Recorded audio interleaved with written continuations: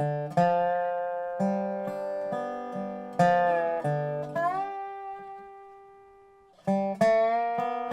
always had a preference for American music. I don't know why that is.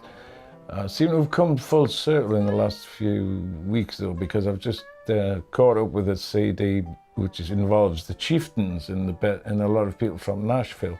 The CD is called Further Down the Old Plank Road, and I love it. And I find myself listening to that. So there's a kind of a Celtic thing always going on, which I can hear in bluegrass music, you know, because they took our tunes and Scots and Irish tunes and added their thing to it, bit of sunshine and some, you know, the way they approach playing the instruments and stuff. It's just always appealed to me. I got in early with Ramblin' Jack and Johnny Cash and Chet Atkins and people like that, and it's stuck, you know.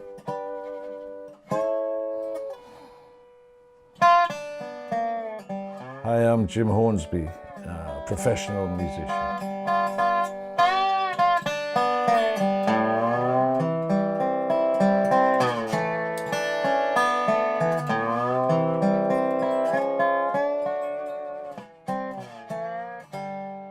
The first thing I remember about getting into music was somebody left a ukulele banjo at the house where we lived in Forden, and nobody had a clue how to tune it or play it. But my father, to his eternal credit, studied the little tutor that was inside, and he remembered that a ukulele banjo was tuned. I don't know how he knew this. My dog has fleas. And we got it tuned up, and he showed me some chords, and that's how I got started. It was as simple as that. It was probably about 12, 13 when I got that ukulele banjo, because it wasn't too long before I started to get really interested in sound, you know, what you could hear. And of course, it was all about what records your uncles had at that stage. Well, I had quite a few uncles lived nearby. And they were pretty wild, and they used to go into Newcastle on a Saturday and drink beer and always come back with a lot of new stuff. And there was everything from Elvis to jazz. You know, one of the uncles was a floor and he was a good fighter and he liked Elvis. Another uncle was a bit more quiet and he liked Chris Barber's jazz band and Kid Ory and stuff like that. So I was getting a really good education.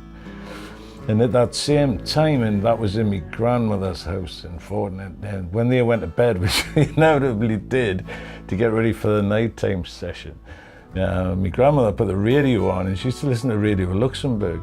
And Radio Luxembourg at that time amazingly had a once a week, quarter-hour slot by this guy, Ramblin' Jack Elliott. And I was in my granny's, listened to this music. I've had this for about 40 years.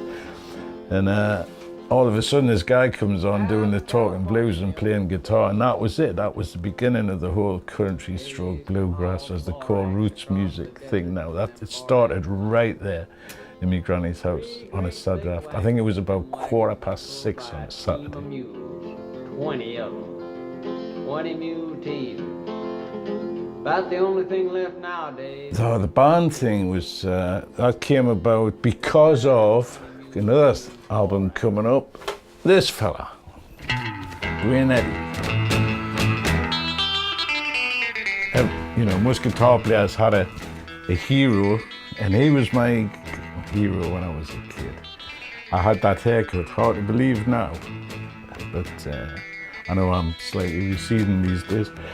And I loved, and he played that Gretsch guitar, and he had a band. That was what I was interested in. He had a band, and they were called the Rebels.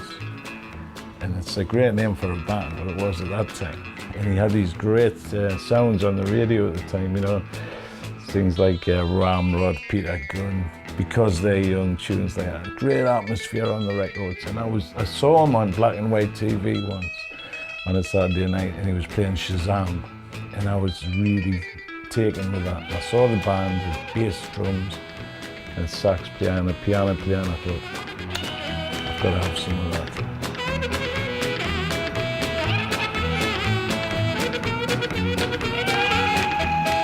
Well, once I started playing in bands, I was kind of held back by lack of equipment.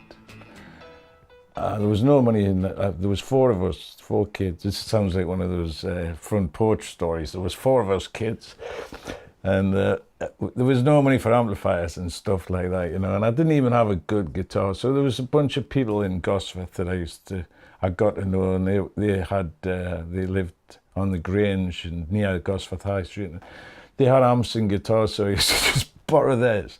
At that point, I just owned a bass guitar, strangely enough, and I would join on bass and suss out the other guitarists, and if they weren't particularly good, I would suggest that maybe one of them could play bass and I could use his Gibson, you know, just to play a few things on, and sometimes that worked and sometimes it didn't.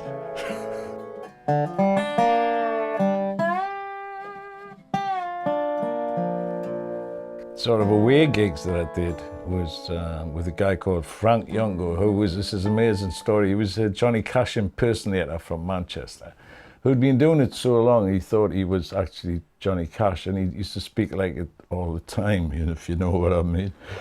And he took me to Germany, and it was the biggest learning curve I've ever been on. I was out there for God knows how long, and we would never stayed in the same place one night. Frank very rarely paid up.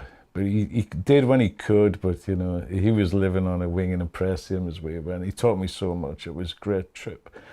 Through the day, we'd either be stuck in this old ambulance that he had on the Autobahn, we'd either be repairing it or fixing it or standing beside it on the side of the road waiting for somebody to come and bail us out yet again, you know. But we're doing American Air Force bases at that point, so there was stuff to do, you know. I used to meet guys and go, and they had guitars, they had American guitars, you'd get hooked up with people. There was plenty of things to do.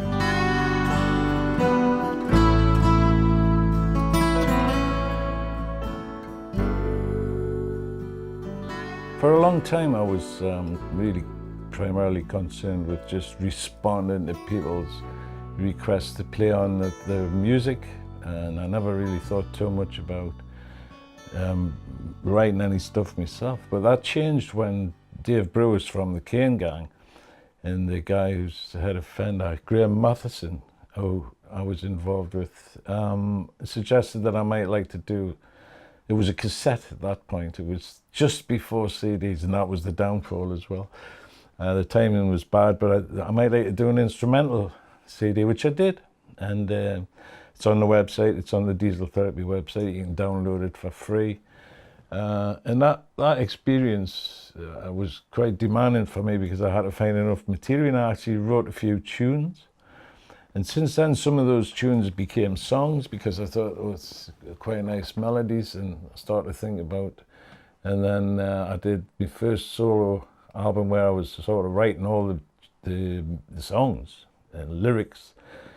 Now that was about the right time to do it because I had a lot of experience in life, you know. And when I was younger, I didn't feel I had anything to talk about. But now that I'm older, I feel I've got lots to talk about, you know. And, I've always been opinionated, so it's not a problem.